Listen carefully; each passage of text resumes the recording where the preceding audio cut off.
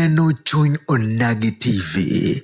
Chuny Onagi TV. Adundo Jaluo.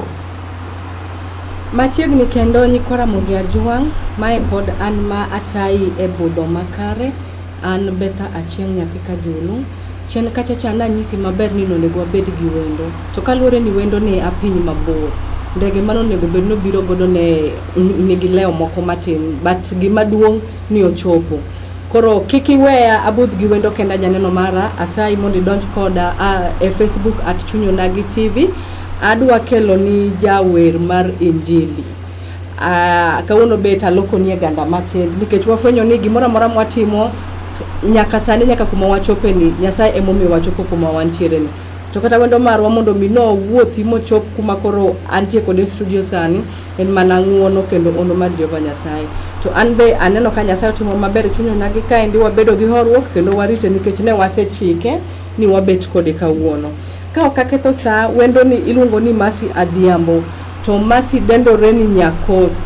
Koro emomiyo twak ma wadwa bedo kode mondo wawinj ni to en Nyakost gi kanye, en Nyakost mar adier koso mano en be kaka oneno ni mondo oluongre e pap ma entiere mar wende mar music ni.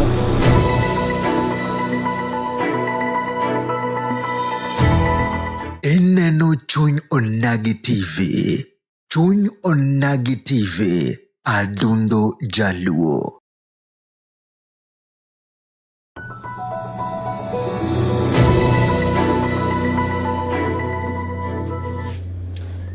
Mos kuom ng'ikruok motimore matin no, mano gigo molos gi lwet dhano nyaka bed koda kasoro.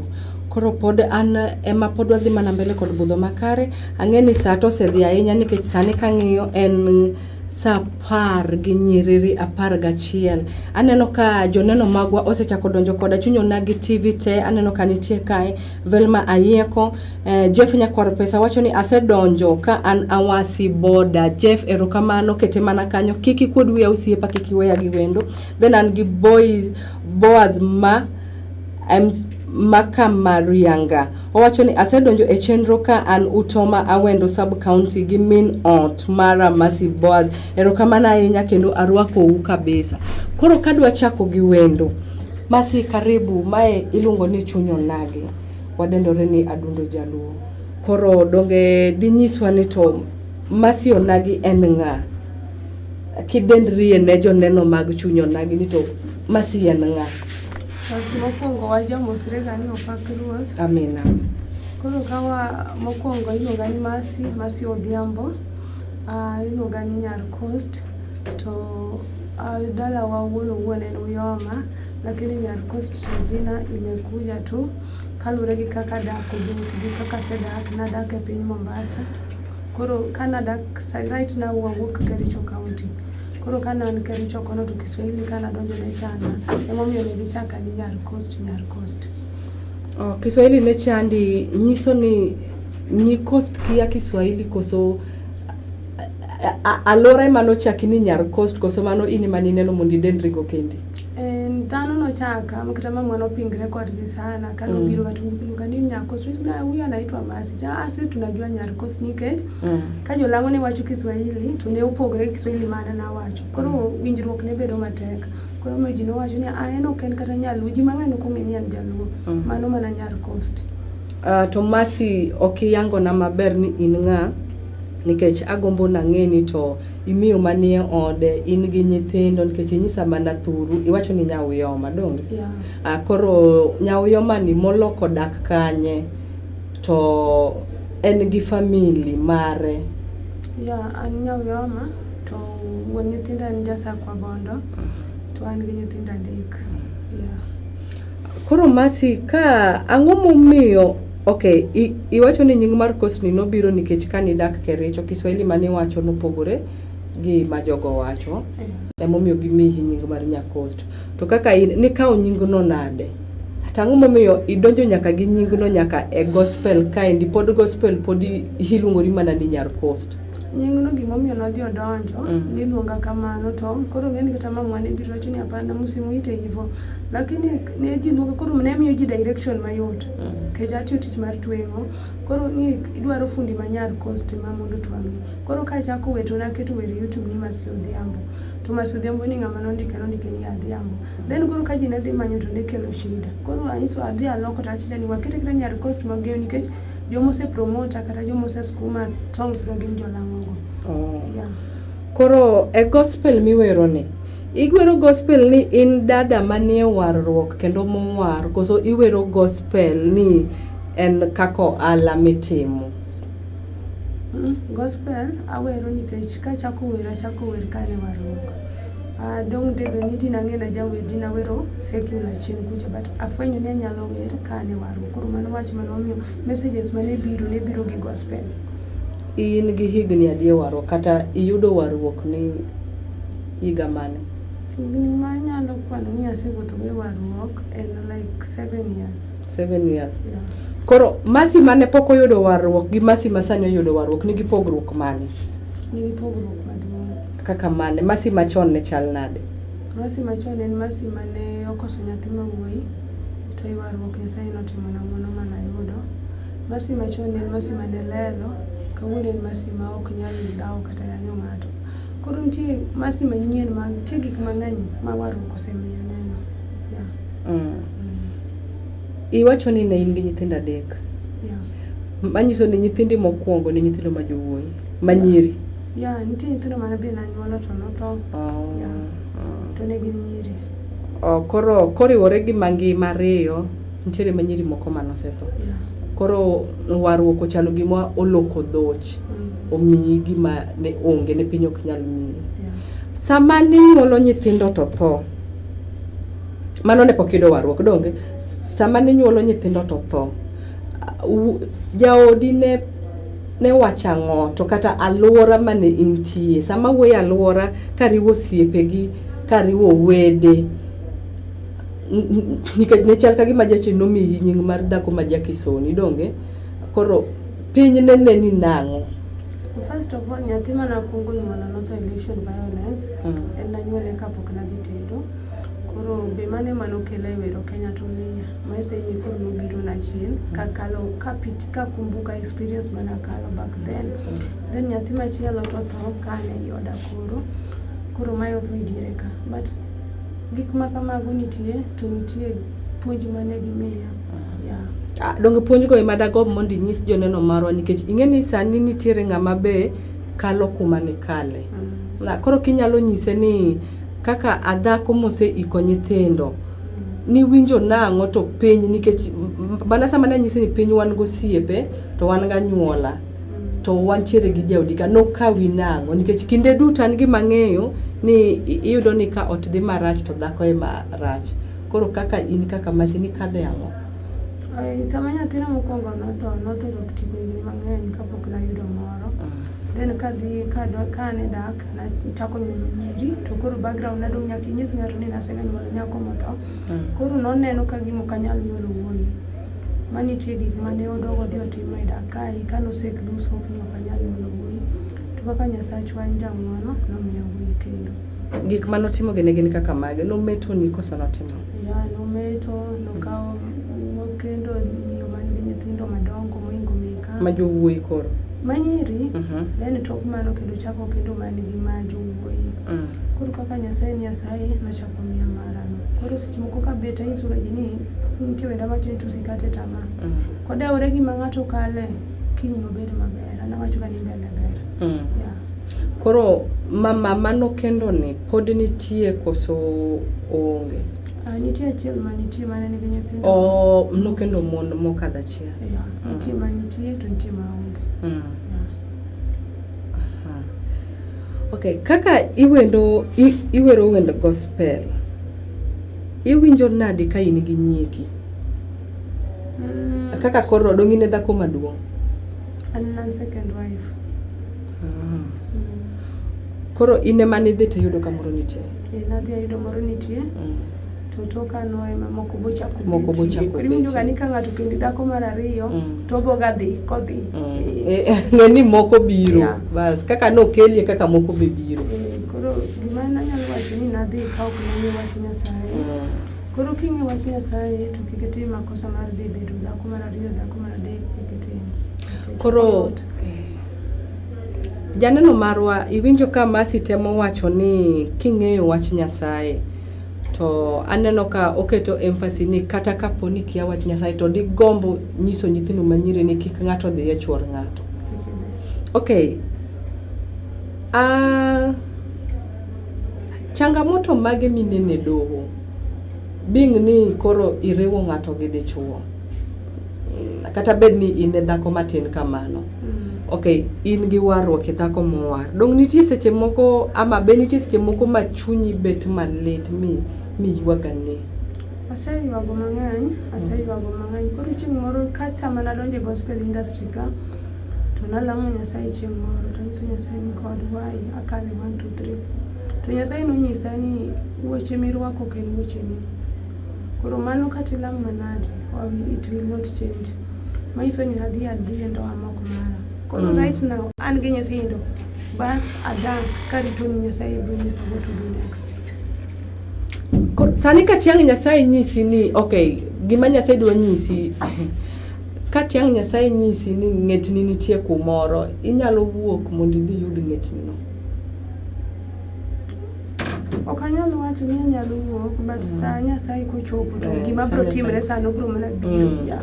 Manyiso ni adiera maduk ing'e maber ni mano tok chuori idhi e ng'et ng'ato. Yeah, mano is the truth.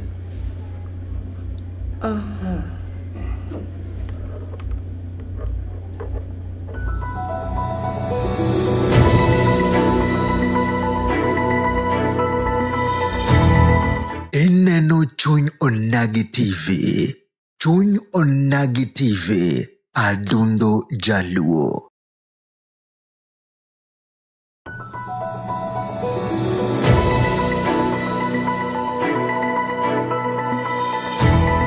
Ineno Chuny Onagi TV.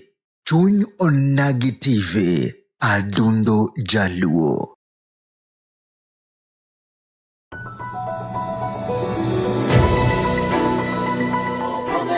Mos okalose mo biroti esane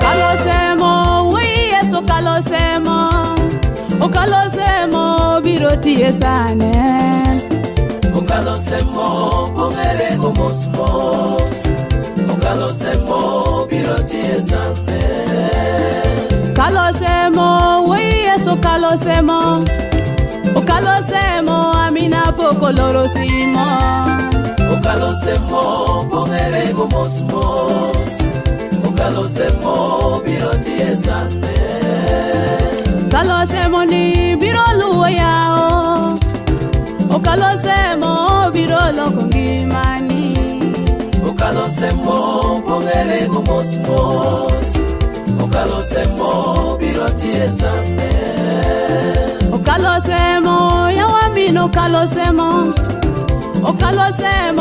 biroti melela okalosemo pongerego mos okalosemo biroti esane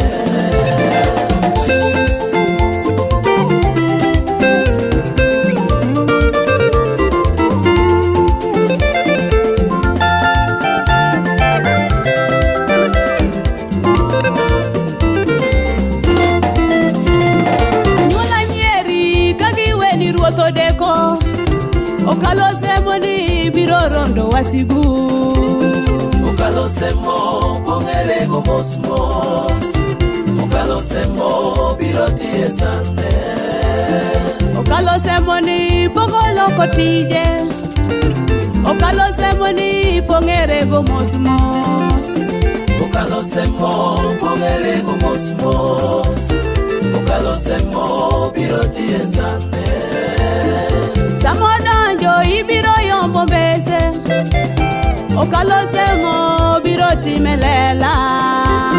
Okalo semo pongere go mos mos. Okalo semo biro tie sande. Okalo semo wo Yesua.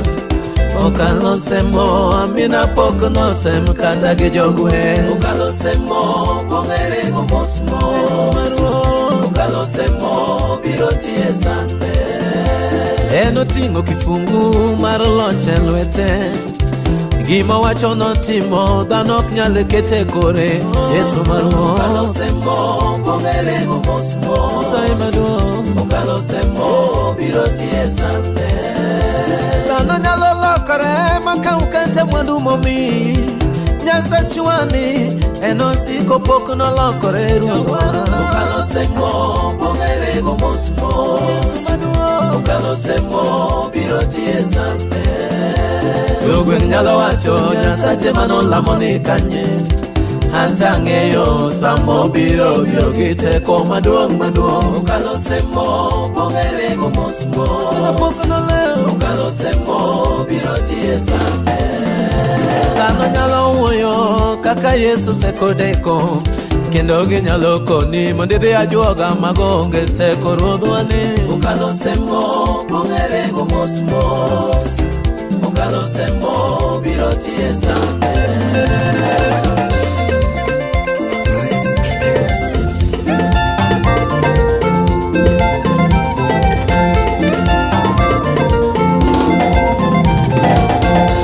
Yesu kalo semo ruto pogore gi dhano. Yesu kalo semo.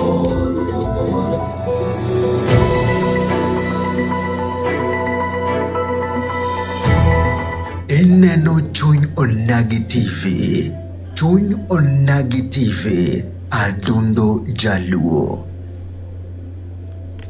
Machiegni kendo janeno marwa ka pod wantiere an gi twak makende gi Mercy Nyar Coast. Mercy nanyisi ni en ng'ama wero wendego mago mek chuny, wende maduoko geno, wende manyalo miyi jiwo sama ineno ka chunyi ool. Iwacho ni injili emoting'o duoko, to ting'o duoko mar mier, to ting'o duoko mar ngima dhano, to ting'o duoko mana kaka country wa mar Kenya kaendi. Injili emoting'o duoko. Koro Mercy adwa kwayi ni ere kaka mondo mi wanyis joneno wa ni wende mogogi ine iwero dong ba dakwayi mondo ichung'e mondo iwere giwinje duondi pado moro achiel minyalo wero ka in kaendi mondo at least joneno mondo nenie kaka iwer.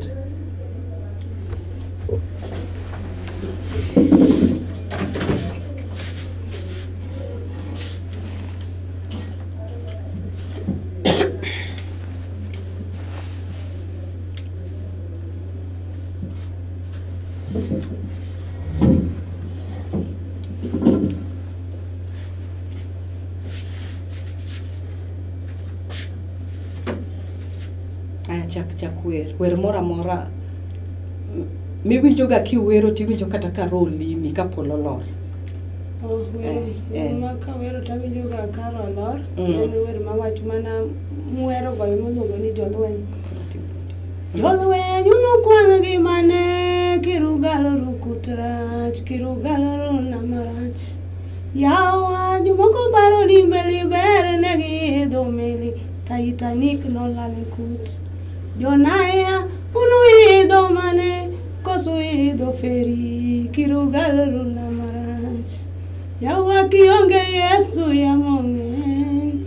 Baba engai kionge Yesu ya mong'eny. Baba engai yawa kati medi somo ya mong'eny. Baba engai kionge Yesu ya mong'eny. Baba engai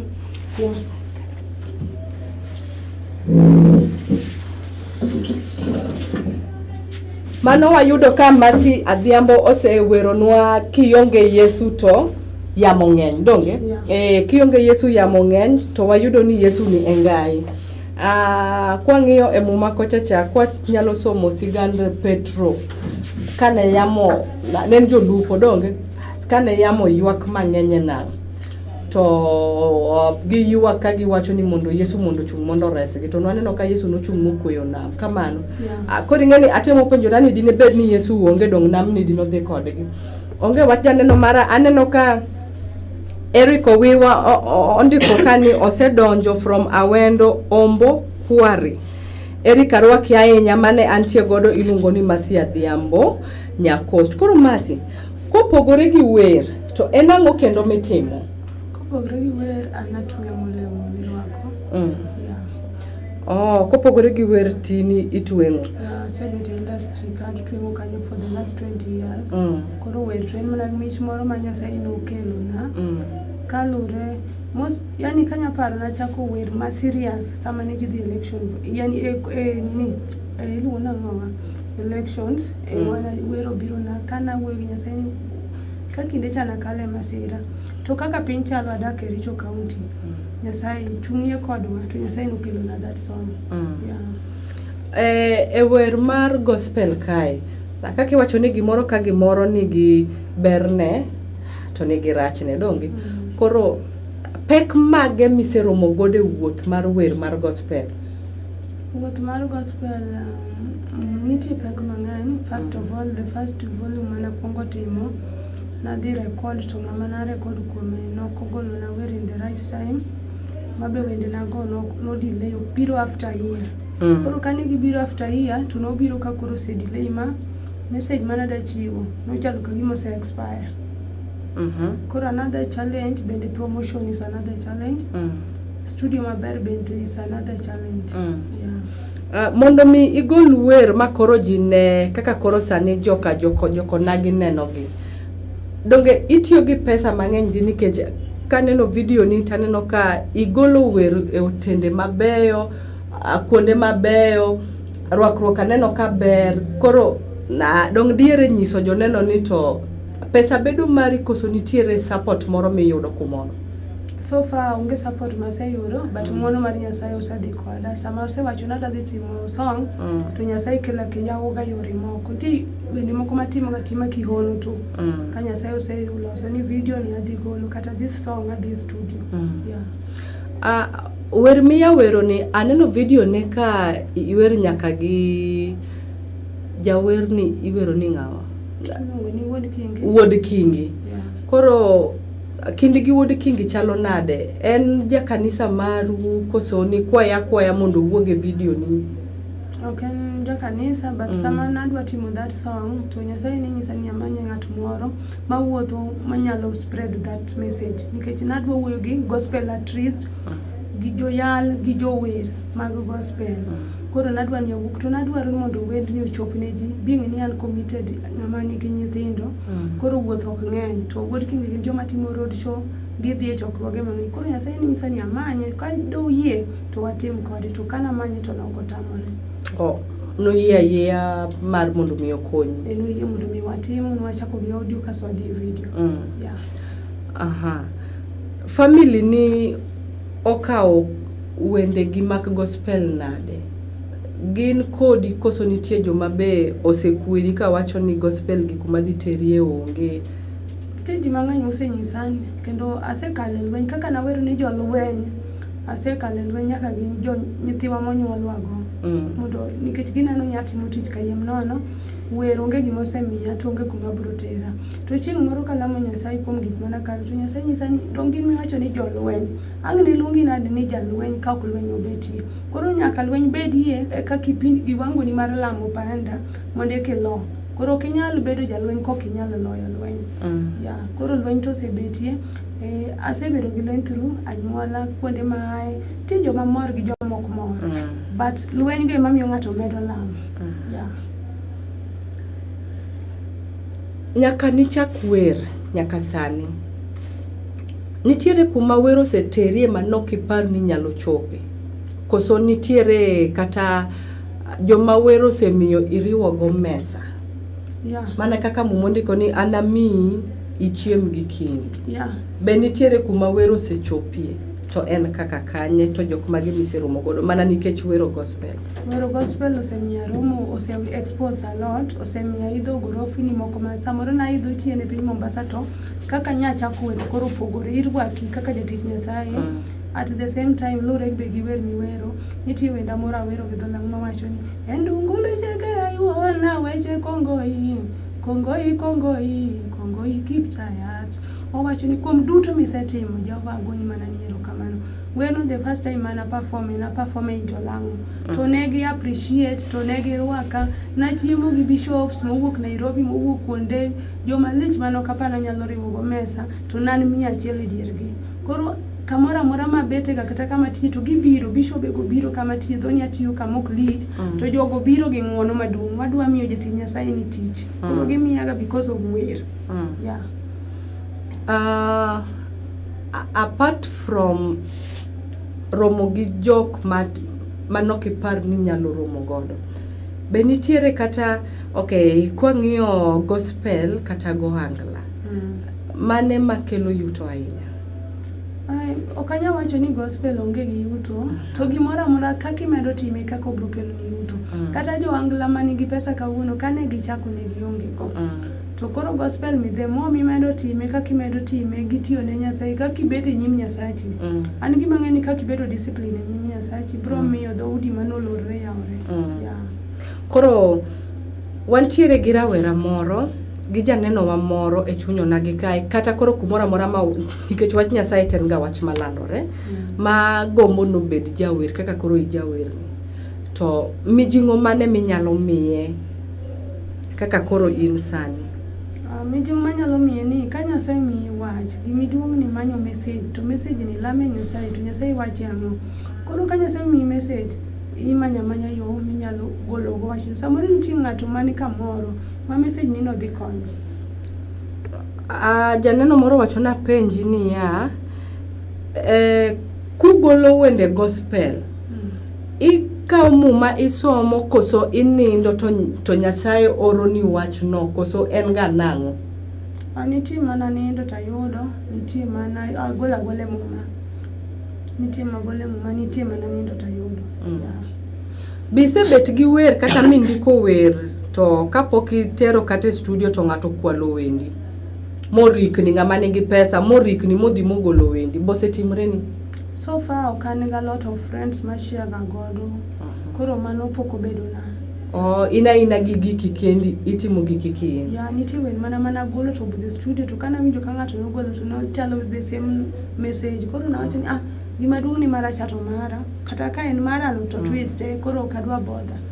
Ka ng'ato nyalo bet ni nyalo kawo wendi ma isepango ni dwa dhi golo, ipani kaka in Masi inyalo wilo warruok, inyalo kethori koso ineno ka gima chunyi nyalo chalo nade? Ineno gik ma wayudo e piny ka wabowegi e piny ka.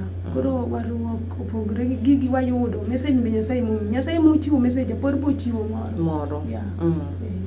Okay, wach. Koro wach mogik madigomb nyiso oganda joka chunyo nagi gi odiochieng' ma kawuono dibed mane?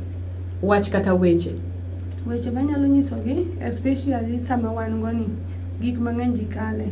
To nitie wer moro mana wero machiegni pok agolo ne video mawacho ni karango piny to piny ni chicha, duok Yesu emokawi, los chunyi kawuono. Koro it is you mondo ilos chunyi, kiani gik matimre gi dibed ni giko koso joyalo oseyalonwa ga ni giko Yesu duogo ni to ok chopi. Koro in what you do ni lam mana Nyasaye, ibed kare seche te nyim Nyasachi.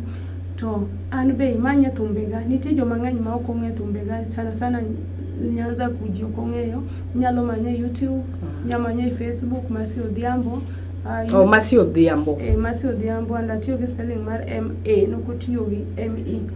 Kasto YouTube imanyo Masi Nyar Coast, and then TikTok pia Masi Nyar Coast. Koro imanya, i-comment, i-share, unaweza nipigia pia bado. Dong dier mondi nyis joneno nambani mar simu maginya yudigo? Joneno manitie achiwo nambana to kindly piga tu in the right time to kiki flash katinya oro message kike credit. Koro inyalo oro message abro manyi. Namba 0725 794813. Masi Nyar Coast. Ikoni kikinya neno flash? Inyalo oro na message kindly abro manyi. Manyi ka samoro nyalo dwaro wuoyo, ok inyal ng'eyo, ng'ato nyalo bedo gi pek.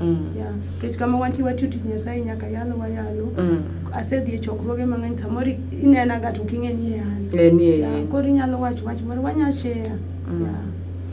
Onge wach janeno mara makawuono machunyo nagi mane antie godo iluongo ni Mercy Odhiambo Nyakost wero wende mek gospel. Owacho ni iyude e Facebook kaka Mercy Odhiambo, to kidhie YouTube Mercy Nyakost.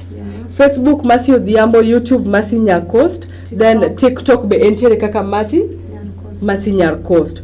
Koro kidwaro mondi winj weche ma awinjo maler ahinya ka wuok Katito, mano Evans erokamano makama kaka atchunyo nagi kanyo Katito kiki wuogi. Koro sa osedhi ahinya janeno mara to ng'wendo nadwa mondo ringo dok kuma noae.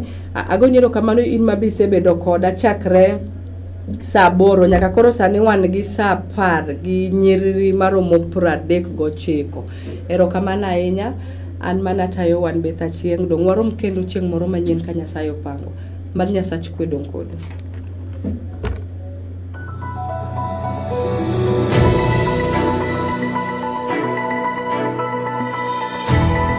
Ineno Chuny Onagi TV. Chuny Onagi TV. Adundo Jaluo.